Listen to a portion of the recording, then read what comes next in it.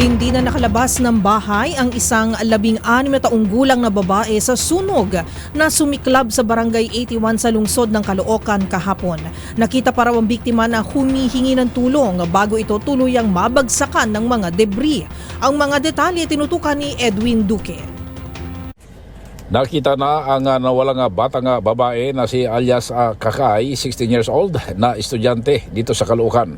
Siya yung naiulat na nawala kahapon ng hapon mula sa sumiklab na sunog.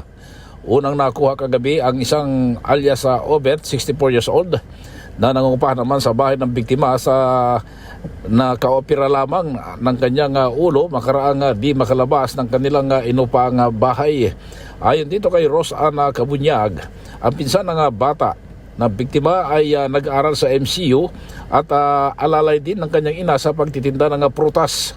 Sumisigaw pa daw ng tulong ang biktima pero sa sikip ng daanan ay di na nakalabas pa hanggang sa tuluyan ng mabagsakan ng matigas na bagay kung saan ay nakadapang nakita ngayong umaga ng Bureau of Fire Protection.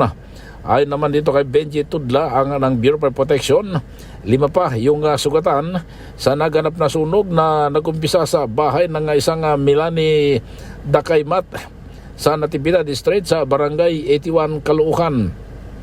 Karamihan niya ay paupahang apartment na pinagmulan ng sunog kung saan ay nadamay ang mga kabahayan sa kalsada at bahagi ng commercial building.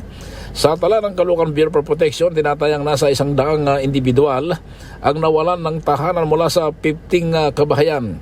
Hindi agad naapula ang sunog kahapon dahil masikip at ang iskinitang papasok sa lugar, pati na rin ang makukulit na residente sa lugar na nangagaw ng hose habang inapula ang sunog.